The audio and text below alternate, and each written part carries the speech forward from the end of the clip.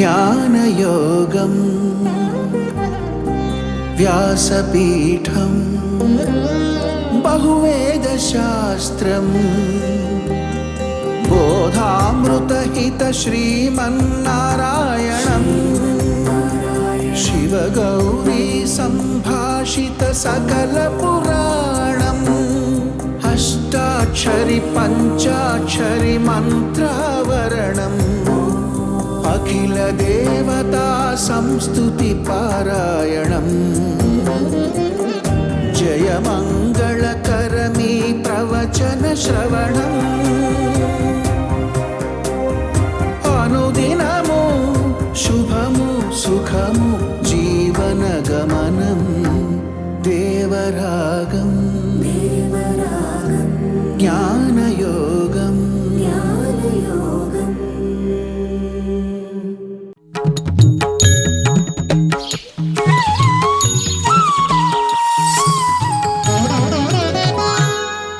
ఆపదామపహర్తారం దాతారం సర్వసంపదాం లోకాభిరామం శ్రీరామం భూయో భూయో నమామ్యహం. జై శ్రీమన్నారాయణ. ప్రియ భగవద్బంధులారా, భగవద్గీతలో 7వ అధ్యాయంలో 14వ శ్లోకాన్ని మనం ఈ పూట అనుసంధానం చేసుకుంటున్నాం. శ్లోకాన్ని ఒకసారి అంటాం, అందరం కలిసి అందాం, తెలుసుకుందాం. దైవీ ఏషా గుణమయీ మమ మాయా దురత్యయా మామేవ ఏ ప్రపద్యంతే మాయాం ఏతాం తరంతి తే. అందమైన శ్లోకం. దైవీ, ఈ ప్రపంచమంతా నేను తయారు చేసింది, దేవుడనైనా నేనే తయారు చేశా. గుణమయీ, సత్వరజస్తమస్సులనే గుణములనే ఒక అల్లికగా చేశా. మమ, ఇది నాది, నేను తయారు చేసింది ఇది. మాయా, చాలా ప్రభావం కలిగింది, చిత్ర విచిత్రమైన ఆశ్చర్యకరమైనటువంటి పనులు చేయునది మాయా. దురత్యయా, వాళ్ళ ప్రయత్నంతో ఎవ్వరికీ కూడా ఇది లొంగేది కానే కాదు. ఎవ్వడూ దీన్ని దాటడం అనేటటువంటి సాధ్యమయ్యే పని కాదు సుమా. భగవంతుడు ఈ ప్రకృతి లక్షణాన్ని చెప్తున్నాడు. ఎందుకు చెప్తున్నాడంటే, ఒకడు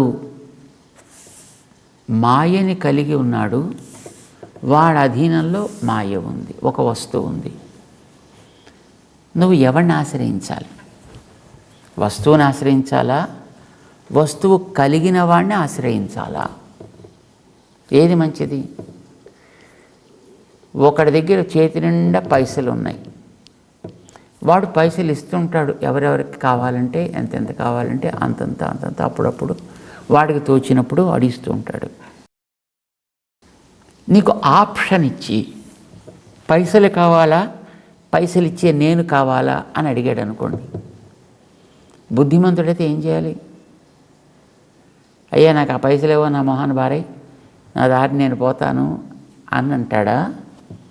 లేక పైసలు నాకెందుకయా, నాకు నువ్వుండు చాలు అని అంటాడా?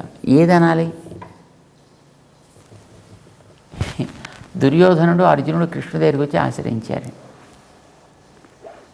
యుద్ధానికి పూర్వం, మహాభారత సంగ్రామం జరగడానికి పూర్వం అన్నమాట. రాయభారం ఇంకా పనికిరాదు, మన నియమం ప్రకారం 12:1 వనవాసం అజ్ఞాతవాసం చేసి వచ్చాం. కానీ మనకి ఆధికారికంగా వచ్చేటువంటి హక్కుభుక్తమైనటువంటి భాగాన్ని, దాయ భాగాన్ని ఇవ్వడానికి ఒప్పుకోవట్లేదు. కనుక యుద్ధం తప్పదు.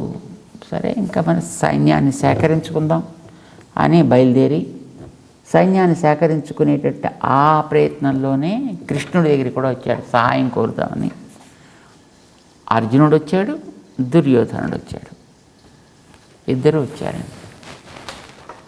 అయితే అర్జునుడు పాదాల దగ్గర కూర్చున్నాడు, దుర్యోధనుడు తల దగ్గర కూర్చున్నాడు. ఆయన పాదాల దగ్గర కూర్చోవడం అంటే నాన్సెన్స్.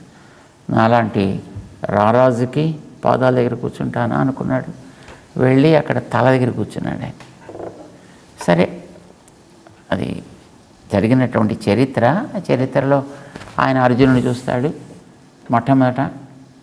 తర్వాత వెనకాతలు నేను కూడా ఉన్నాను అంటాడు ఈయన పెద్ద మనిషి. ఓహో బావా, నువ్వు కూడా ఉన్నావా అంటాడు ఈయన. పాపం ఈయన్ని చూసి. సరే, తర్వాత ఎందుకు వచ్చారంటే విషయం తెలుసుకున్నాక, ఓహో అయితే మీకు ఇప్పుడు సహాయం కావాలన్నమాట. సరే కోరుకోండి, మీ ఇష్టం, ఎవరికి ఏది కావాలంటే అదే ఇస్తా అన్నాడు ఆయన. ఆ ఇస్తానన్నప్పుడు భాగాలు చేసి పెట్టండి. 10,000 మంది నా దగ్గర ఉండేటువంటి సైన్యం, మంచి ఆరితేరినటువంటి పరాక్రమం కలిగినటువంటి వ్యక్తులు 10,000 మంది. వాళ్ళని ఒక పక్కన పెడుతున్నా. అవసరమైనప్పుడు తోచిన విధానంగా సలహాలు మాత్రం ఇస్తుంటాను నేనేం పని చేయను. నేను ఉచిత సలహాలు మాత్రం ఇస్తుంటాను నేను కూడా పక్క నుండి. ఇదిగో అలాంటి వాడిని నేను ఒక పక్కన, రెండో పక్కన అన్ని రకాల forces, all types of forces కలిగినటువంటి సైన్యం అంతా ఒక పక్కన. ఇవి రెండు భాగాల కింద చేసి పెడుతున్నాను. ఎవరికైతే, మీరిద్దరే కదా, ఇద్దరు ఎవరికైతే కావాలంటే తీసుకోండి. ఇద్దరు ఎవరు అడిగేద్దాం అగండి. మొదటి ఛాన్స్ ఎవరికి ఇమ్మంటారు? నేనే ముందు వచ్చా అన్నాడు ఈయన పెద్ద మనిషి. కనుక ఫస్ట్ ఛాన్స్ నాకు ఇచ్చేయి అన్నాడు.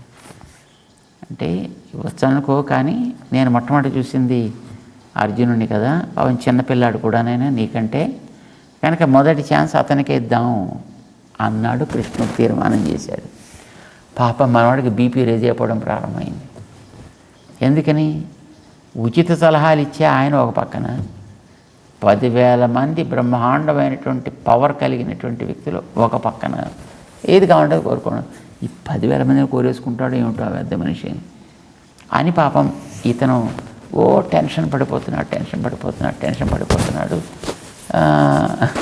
అర్జునుడు చక్కగా చల్లగాను చూసి, కృష్ణ నువ్వు కావాలయ్యా నాకు, ఏం యుద్ధం చేయను, నేను ఉచిత సలహాలు మాత్రం ఇస్తాను నేను అంటే. అర్జునుడు కోరుకునే విధానం చూసి దుర్యోధనుడు అనుకుంటున్నాడు, ఉచిత సలహాలు మాకెందుకయ్యో, ఇప్పటికే మా దగ్గర ఇంతమంది ఉన్నారు ఉచిత సలహాలు ఇచ్చారు, రోజు వాళ్ళ పని అదేనా, వినలేక వస్తున్నాను నేను. ఇంకా నాకు ఉచిత సలహాలు ఇచ్చేటండి, మళ్ళీ నువ్వు కూడా ఇంకొక బరువు, మళ్ళీ నీకు తిండి పెట్టాలి, మాకు మళ్ళీ అది వేరే ఖర్చు ఎక్కువ మాకు.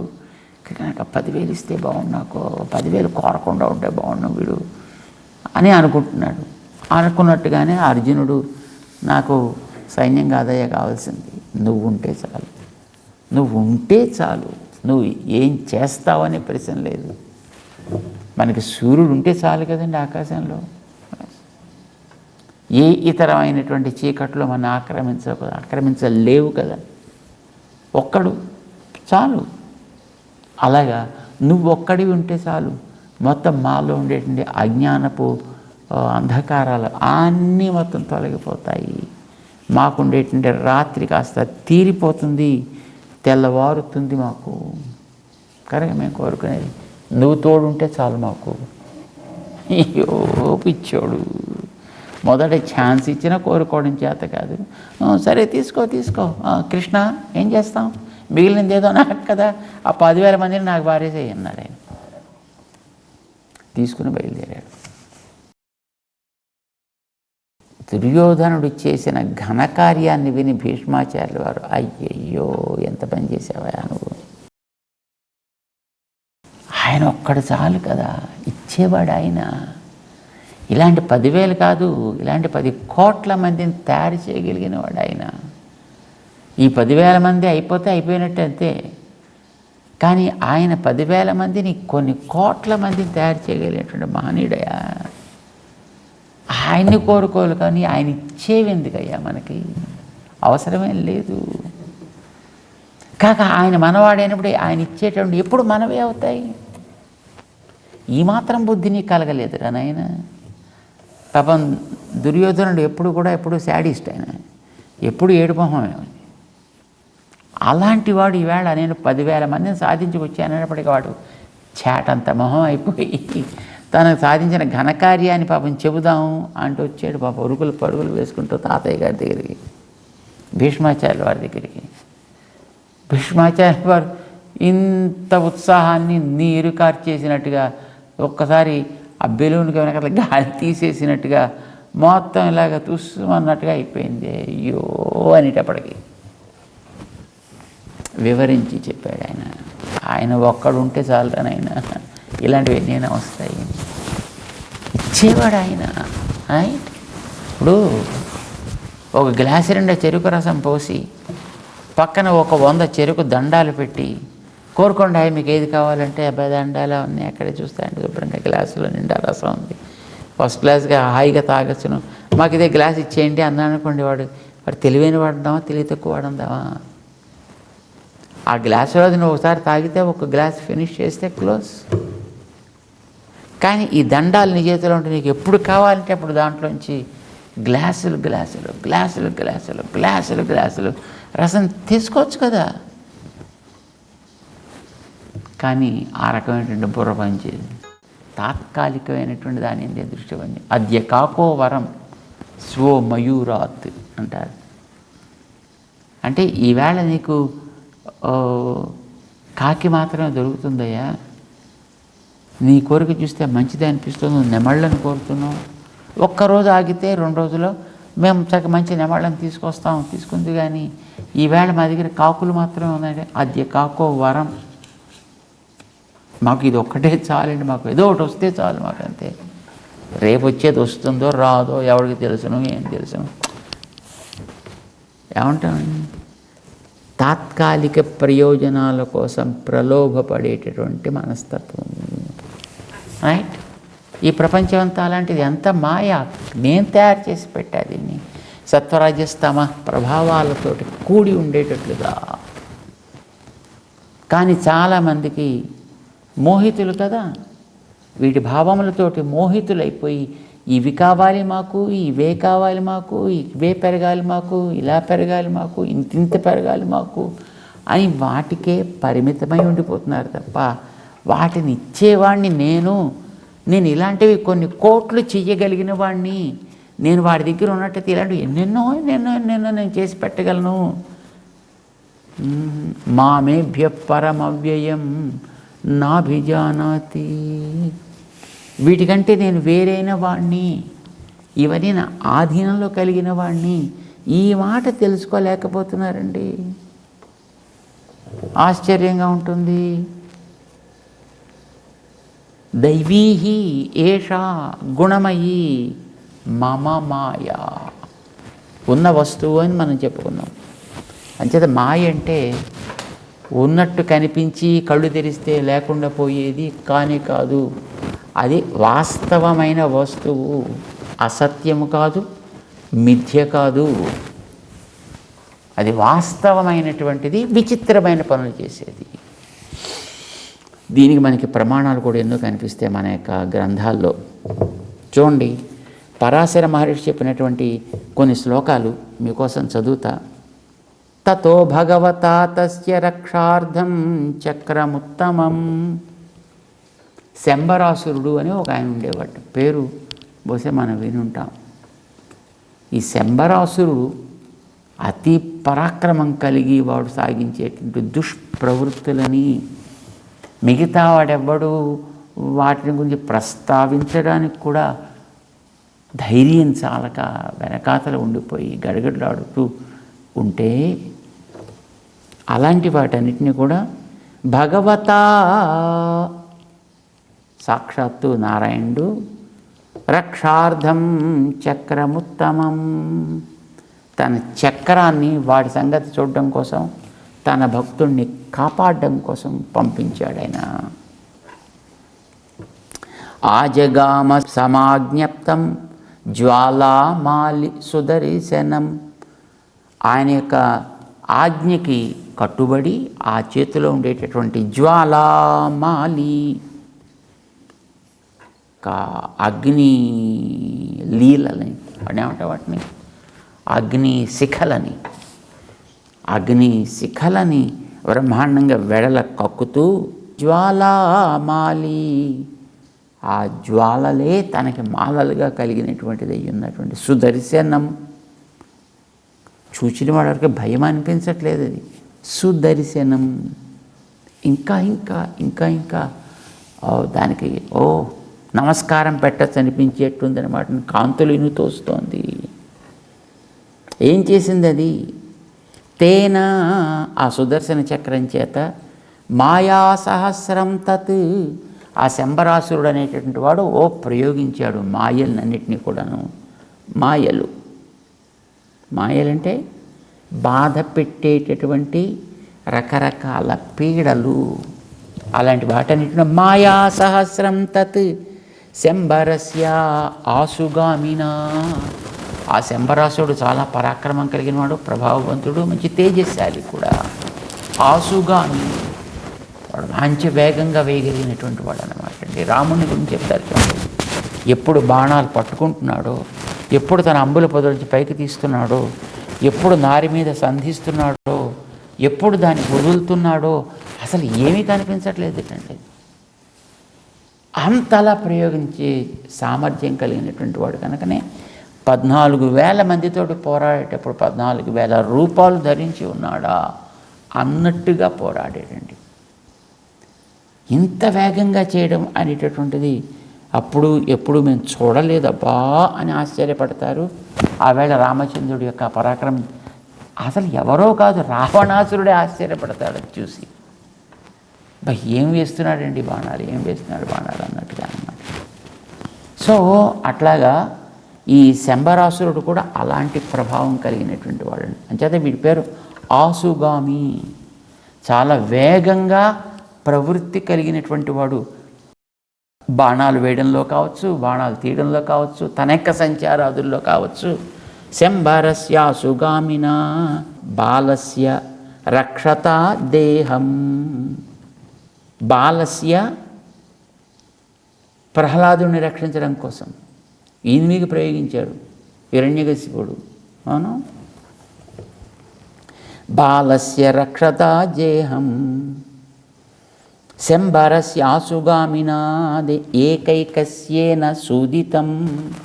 అది ఒక్కొక్కటి కూడా మొత్తం సుదర్శన చక్రం వాటిని కట్ చేసి పారవేసింది. అవి జ్వాలల మాలల్లో ఉన్నాయన్నమాట అండి. ఆ శంబరాసురుడు ప్రయోగించినటువంటి ఆ భయంకరమైనటువంటి అస్త్రాలు, అలాంటి వాటన్నిటినీ కూడా సుదర్శన చక్రం ఛేదించి వేసింది.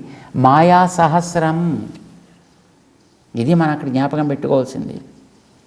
మాయా సహస్రం శంబరస్య ఆసుగామిన బాలస్య రక్షతాదే ఏకైకస్య సూదితం.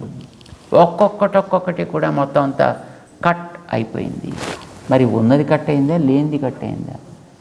లేనిది ఉన్నట్టు కనిపించి అయితే అది కట్ కావడం ఏమిటి, నశించడం ఏమిటిది? కానీ కాదు. కనుక మాయా సహస్రం, వేల మాయలతో కూడుకున్నటువంటిది. అంటే అంత ఆశ్చర్యకరమైనటువంటి ప్రయోగాన్ని ఆ శంబరుడు వాడు చేశాడనమాట అని కదా మనకు తెలుస్తుంది. అంటే అది లేనిది ఉన్నట్టు మాయా పదం ఉందండి, చాలా చోట్ల ప్రయోగం జరిగింది. కానీ ఇలాంటి అర్థంలో జరిగింది తప్ప లేనిది ఉన్నట్టు కనిపిస్తూ ఉంటుంది. యామా సామాయ ఇలాంటి అర్థాలు ఎప్పుడు కూడా దాన్ని ప్రయోగించలేదు. శ్వేతాశ్వేతరం అని ఒక ఉపనిషత్తు ఉందండి. ఇందాక మనం చెప్పుకున్న మాయాంత ప్రకృతి విద్యా, ప్రకృతికి మాయా అని పేరు, మాయి పరమాత్మకి పేరు. వేదంలో కూడా దాని గురించిన ప్రస్తావన ఉందండి, ఈ మాయా అనేటువంటి పదం. యజ్ఞం యొక్క ప్రభావాన్ని చెప్పేటటువంటి ఒక ప్రకరణం. ఆ యజ్ఞం యొక్క ప్రభావం చేత ఈ మాయలన్నిటిని కూడా నేను నశింపచేసుకుంటా. ఒక చోట మంత్రం చెప్తాను. ఏతే సహస్రమయుతం పాశా మృత్యో మర్త్యస్య హంతవే. తాన్ యజ్ఞస్య మాయయా సర్వాన్ అవయజామహే. మృత్యవే స్వాహ మృత్యవే స్వాహ. వేదం చెప్తోంది మనకి, ఏతే సహస్రమయుతం పాశాః. మనిషిని రకరకాల ప్రలోభాల్లోకి తోసి పారవేసేటటువంటి ఎన్నో రకాల బంధాలు ఉన్నాయి చుట్టూను. అవి వందలుగా వేలుగా ఉన్నాయి, వేలు అయుతములుగా ఉన్నాయి, లక్షలుగా ఉన్నాయి. దేనికోసం? ఏతే సహస్రమయుతం పాశా మృత్యోర్మర్త్యస్య హంతవే. వీడి స్వరూపాన్ని నాశనం చేయడానికి ఏర్పడ్డవి అవన్నీ కూడాను. ఏం చేస్తా నేను? తాన్ యజ్ఞస్య మాయయా. నేను చేసేటటువంటి భగవద్ ఆరాధన, యజ్ఞము అనే దాని వల్ల ఏర్పడేటటువంటి ప్రభావం చేత, యజ్ఞస్య మాయయా, ఈ ప్రభావం వాస్తవమైంది. బంధాలన్నీ వాస్తవమైనవి, వాటి వల్ల కలిగే దుఃఖములు వాస్తవమైనవి. వాస్తవమైన వాటిని ఉన్నట్టు కనిపించి చూస్తే లేకుండా పోయేలాంటిది నాశనం చెయ్యలేదు. కంటికి కామెలు వచ్చిందనుకోండి, ఏమంటాం కామెలంటే అన్ని చూస్తే ఏది చూసినా పచ్చగా కనిపిస్తూ ఉంటుంది. జాండీస్ అంటాం కదా, జాండీస్. ఇలాంటిది వచ్చినప్పుడు నాకు జాండీస్ వచ్చాను, నాకు జాండీస్ వచ్చాను, నాకు జాండీస్ వచ్చాను అనుకుంటే పోతుంది? అది పోదు.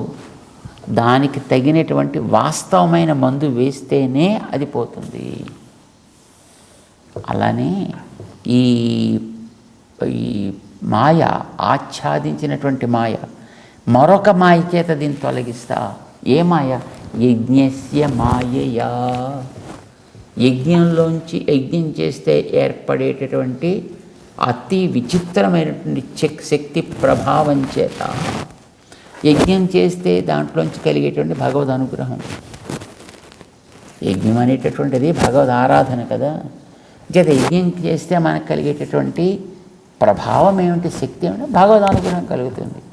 ఆ భగవద్ అనుగ్రహానికి మాయాని వేరుపేయండి. యజ్ఞస్య మాయయా సర్వానవయజామహే. మొత్తం అన్నిటినీ కూడా మొత్తమే నశింపజేసుకుంటాం, దాటగలుగుతాం వాటిని. అన్నిటిని కూడా అణగత్రొక్కగలుగుతాం వాటన్నిటిని కూడాను. యజ్ఞస్య మాయయా, యజ్ఞ ప్రభావం, దైవ అనుగ్రహ విశేషించ ఉన్న వాస్తవాన్ని అని మనకు అక్కడ స్పష్టంగా చెప్తోంది కనుక మాయా, మాయి ఇలాంటి పదాలు లేనివి, ఏదో మిథ్యాభూతమైనవి, కల్పితాలైనటువంటి వాటిని చెప్పే పదం కాదయా. వాస్తవంగా ఉండేటువంటి ప్రకృతి ప్రభావం చేత మనని ఈ మృత్యు అనేటువంటి అహంకారంలోకి, ఇది నాది నేను అనిపించేట్టుగా మనని తోసి పారవేసేటటువంటి ప్రకృతి నేను తయారు చేసింది. నేను తయారు చేసింది కనుక నన్ను పట్టుకో, నన్ను అడుగు అంతే తప్ప దాన్ని పట్టుకు పాకులాడితే నీకేమొస్తుందా? చేత కాదు సుమా, ఎవ్వడికీ చేత కాదు అది. ఏం చేయమంటావు? మామేవయే ప్రపద్యంతే, నన్నే. ఏవా ఎంత గట్టిగా పెట్టేయండి ఆయన. కొంతమంది మేము దేవుడు ఏమండో మేము మీ విష్ణువుని కూడా పూజ చేస్తూ ఉంటాయి. విష్ణు ఏదో మా మేనమామ గారు, లేకపోతే మాకు ఇంకో బంధువు, అంతకంటే క్లోజ్ బంధువు అయినట్టు, వాళ్ళకి కానట్టు, మిగతా వాళ్ళు ఎవరో మనకి పడనట్టు, ఇలా ఏమండో మేము మీ దేవుణ్ణి కూడా, మీ నారాయణని కూడా పూజ చేస్తామండి, మీ విష్ణువుని కూడా చాలా సంతోషంగానే విష్ణు మావాడు అని అనగలిగావు. అసలు అదే నీకు ఉండేటటువంటి గొప్ప స్వభావం. ఒప్పుకుందాం మనం. పో, అందరివాడు అందరి బంధువయ అంటారు కదండి. చేత ఆయన ఎవ్వడికి కూడా చేరతగనివాడు, అందనివాడు కానే కాదు. నన్ను ఆశ్రయించవచ్చు అందరికీ ఆయన డోర్స్ ఓపెన్ పెట్టాడండి. ఎప్పుడు మామేవా, ఏ ప్రపద్యం, వాడు ఎవడైనా కానివ్వండి, వాడేమిటి, వాడు బ్రాహ్మణుడా, క్షత్రియుడా, వైశ్యుడా, శూద్రుడా, హరిజనుడా, గిరిజనుడా, బీసీయా, ఎస్సీయా, ఇంకో డీసీయా, గీసీయా, ఏసీ అడగలేదు ఆయన. నువ్వు ఎవ్వడవైనా కావయ్యా, నువ్వు మనిషివైనాక జంతువువైనాక. ఏ ప్రపద్యంతే, ఎవరు నన్ను ప్రపత్తి చేస్తారో, ఆశ్రయిస్తారో, మాయామేతాం తరంతి, ఈ ప్రకృతి బంధాల్లోంచి వాళ్ళు తప్పకుండా దాటి ఆవలిగట్టుకి చేరగలుగుతారు సుమా. సాధన అని చెప్పాడండి ఆయన. మాయ అంటే ఏమిటో చెప్పాడు. దాన్ని దాటి సాధనం తనని ఆశ్రయించుట అనేదాన్ని 14వ శ్లోకంలో చాలా స్పష్టంగా భగవంతుడు 7వ అధ్యాయంలో చెప్తున్నాడు. అని చక్కగా తెలుసుకుందాం, మనం కూడా ఆశ్రయించే ప్రయత్నం చేద్దాం. జై శ్రీమన్నారాయణ.